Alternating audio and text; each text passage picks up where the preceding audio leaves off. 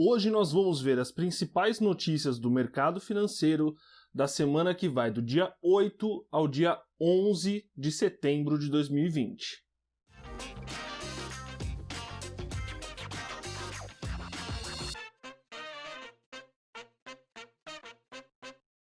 E aí, pessoal, tudo bem com vocês? Meu nome é Leonardo Zeidan, sejam muito bem-vindos ao meu canal. Bom, uma das principais coisas que foram comentadas aí durante essa semana, o tema principal é a inflação. A gente viu várias notícias aí nos jornais sobre os aumentos dos preços, por exemplo, do arroz, do feijão, de diversos alimentos, né, da cesta básica. E isso gerou muita controvérsia entre as pessoas do governo, do Estado, esse tipo de coisa, sobre o que deve ser feito, né? Então, a gente vê, por exemplo, a justiça notificando os supermercados e produtores, o governo de São Paulo, por exemplo, anunciando uma fiscalização de preços.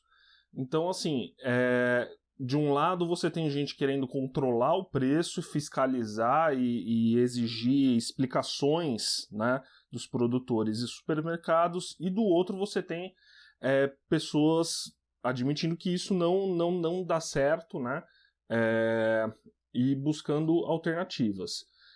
O que eu, Leonardo, acho sobre isso? A gente já viu que fiscalização de preço, congelamento de preço, esse tipo de coisa não funciona.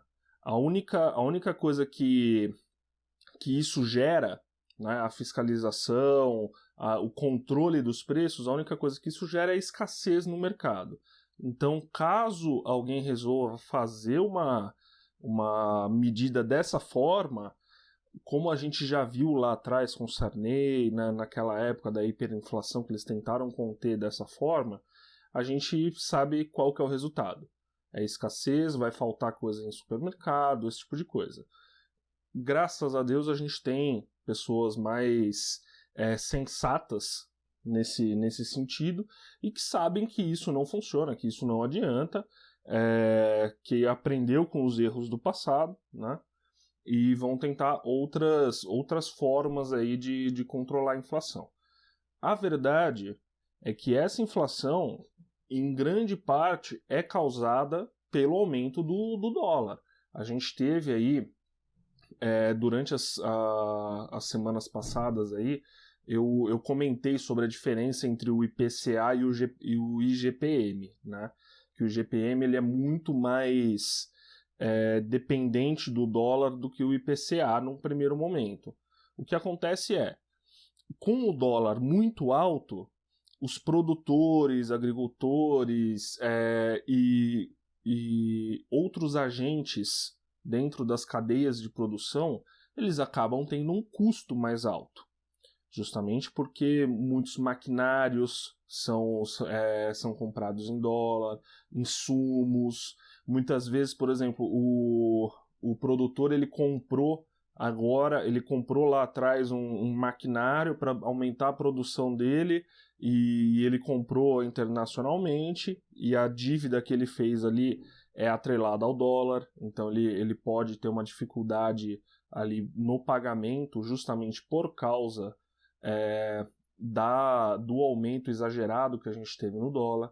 Então eu acho que a principal medida que a gente tem que tomar para evitar esse aumento do preço e tentar trazer esse preço para o patamar normal, né, evitar uma inflação mais exagerada, é justamente a gente tentar atuar não no controle do dólar, né, mas tentar fazer medidas que tragam capital para o Brasil e com isso melhorar a nossa taxa de câmbio, né?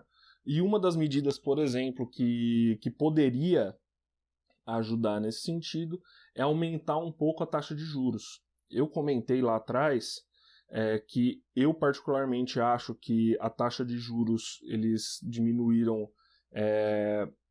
foi exagerado, né, essa diminuição para 2% ao ano, a taxa Selic. Eu acho que a economia brasileira não estava preparada para uma redução dessa magnitude, e isso, por exemplo, é o tipo de coisa que tira capital do país e acaba influenciando na taxa de câmbio, né? Então, existem várias maneiras que a gente pode atuar, que o Banco Central, o Ministério da Economia pode atuar para tentar controlar a taxa de câmbio e, consequentemente, tentar trazer os preços mais para baixo, tentar fazer com que o custo da produção e da importação seja mais razoável, né? Mas era uma coisa que eu já vinha falando há um tempo, que a gente, por causa dessa taxa de juros extremamente baixa e o dólar lá em cima, a gente vai ter inflação. É uma coisa que 2 mais 2 é 4, entendeu? Então, a gente já está começando a ver agora, apesar do IPCA ele continuar em linha com que era o esperado, o IGPM está correndo solto, né? A gente está tendo problemas aí no IGPM. Eu já falei em semanas anteriores aqui que o IGPM está numa máxima e cada vez mais ele acelera, e uma hora isso vai ter impacto no IPCA, entendeu? Porque é uma cadeia, né? Uma hora isso chega no consumidor e já está chegando, né? Pessoal, enquanto eu estava editando o vídeo, eu acabei lembrando de um detalhe que eu queria comentar aqui com vocês também, sobre essa questão da influência do dólar na nossa inflação. Além de aumentar o custo de produção de muitos produtos, também o dólar alto incentiva muito mais os produtores a exportarem os seus produtos, porque eles vão ter uma competitividade maior no mercado internacional, né, e vão receber um valor relativamente mais alto. Então isso gera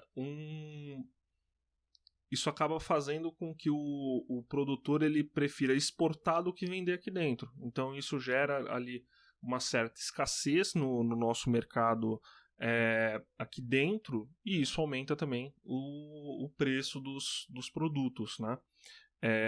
E isso é também um dos fatores que influenciou bastante nessa questão do aumento dos preços dos alimentos, né? Eu queria fazer esse adendo aqui, que eu tinha esquecido de comentar sobre isso. Eu queria ter comentado, mas acabei esquecendo na hora de fazer o vídeo. Mas lembrei aqui, quero fazer esse pequeno adendo aí.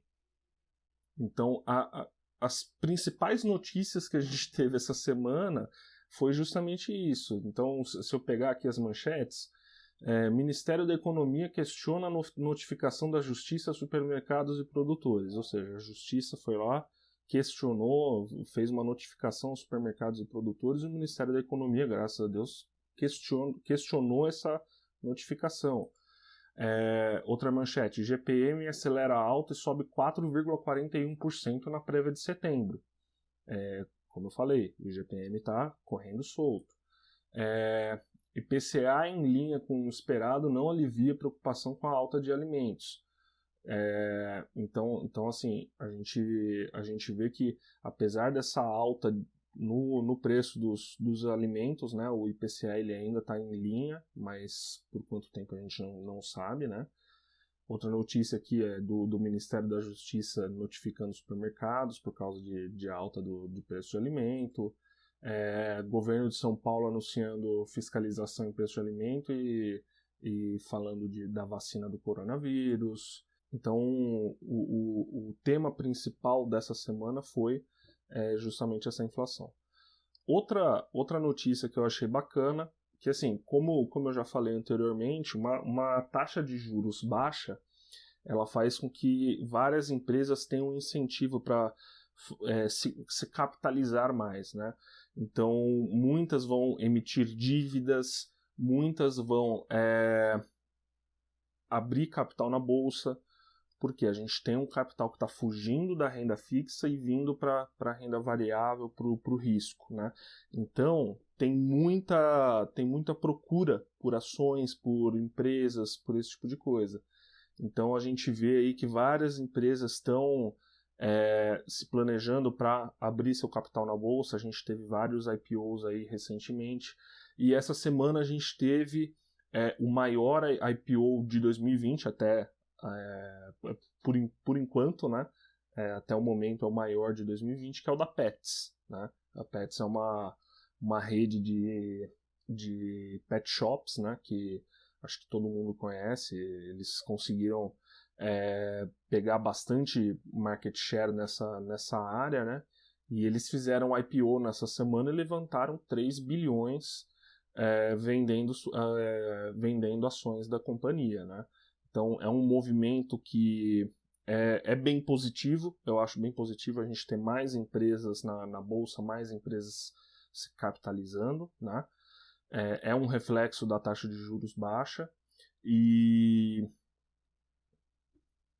a gente tem vários IPOs aí para entrar. A gente tem vai entrar IPO de Avan, vai entrar IPO de atacadistas, né? Que eu estava vendo esses dias. Então isso é muito positivo, vai trazer aí um amadurecimento maior, né, no longo prazo para a nossa bolsa. A gente precisa ter mais empresas, a gente tem pouquíssimas empresas, se você for comparar com o cenário mundial, né, a nossa bolsa tem pouquíssimas empresas sendo negociadas e eu acho que isso é extremamente positivo, né. Outra notícia que eu estou vendo aqui: investidores buscam títulos indexados à inflação em emergentes. É o que eu falei. Provavelmente a gente vai ter uma busca maior por esses papéis para as pessoas. As pessoas estão começando a perceber que vai haver um problema com a inflação e estão procurando papéis para se proteger desses problemas, né? Agora falando um pouquinho sobre dólar e Ibovespa, o dólar essa semana ele manteve um pouco o patamar da semana passada, né? Na semana passada ele caiu bem forte, foi lá para os 5,33 por aí, e essa semana ele chegou a negociar a 5,41 e a 5,26. Então ele bateu de lado nesses dois patamares e fechou a 5,33. É o que eu já falei aqui. Eu acho que esse patamar que está sendo bastante negociado, a gente vê que quando o preço foge desse 5,33, ele trata de voltar logo. Eu acho que nas condições econômicas atuais, na atual conjuntura, esse provavelmente é um preço de equilíbrio, né? Então, uma das coisas que vai influenciar na inflação também é a gente ter uma volatilidade menor no dólar. A gente vê que a volatilidade está baixando, a gente está tendo menos variações, né? Ou seja, menos incerteza quanto ao patamar. Então, quanto mais certeza de qual patamar vai estar, de um preço justo, né? Que até pouco tempo atrás a gente não conseguia saber um preço justo para poder se basear, para fazer cálculos, para poder se planejar. Então agora a gente está vendo que está tendo esse equilíbrio aí em torno dos 5,33. Eu acredito que a gente possa ter um pouquinho mais de estabilidade e isso talvez controle um pouquinho mais a inflação, né? As pessoas vão conseguir se planejar para esse patamar específico. Já o nosso Ibovespa, nessa sexta-feira ele rompeu a mínima que ele tinha deixado, né? Então agora ele fechou a 98.300 na sexta-feira, chegou a negociar a 97.650, tá? Assim, não fugiu muito, mas ele está agora rompendo a mínima anterior. Essa mínima era a mínima do dia 17 de agosto. Desde julho que a gente não voltava para esse patamar, né? Então agora a gente acabou de romper. Talvez a gente tenha aí um cenário um pouquinho de baixa. A gente vê que cada vez mais, desde o dia 30 de julho, que foi quando a gente colocou a máxima, a gente vem sempre tentando romper a máxima, mas caindo cada vez mais, né? Então a gente está deixando topos mais baixos e fundos mais baixos. Isso é um sinal aí de baixa, né? Então eu acredito que talvez tenha aí um espaço para a gente ver uma baixa um pouquinho aí durante esses dias no nosso Ibovespa, né? Seguida, agora que a gente rompeu esse patamar, talvez a baixa venha um pouquinho mais forte, né? Vai buscar aí algum outro suporte, né? Mas vamos ver aí durante essa próxima semana qual que vai ser o desenrolar. Por essa semana, basicamente é isso. Eu espero que vocês tenham gostado desse conteúdo. Se vocês gostaram, não se esqueçam de deixar o like, se inscrever no canal, compartilhem esse vídeo com o pessoal. Eu vou deixar minhas redes sociais aqui na descrição. Podem entrar em contato comigo à vontade. E por hoje é isso. Até a próxima. Tchau, tchau.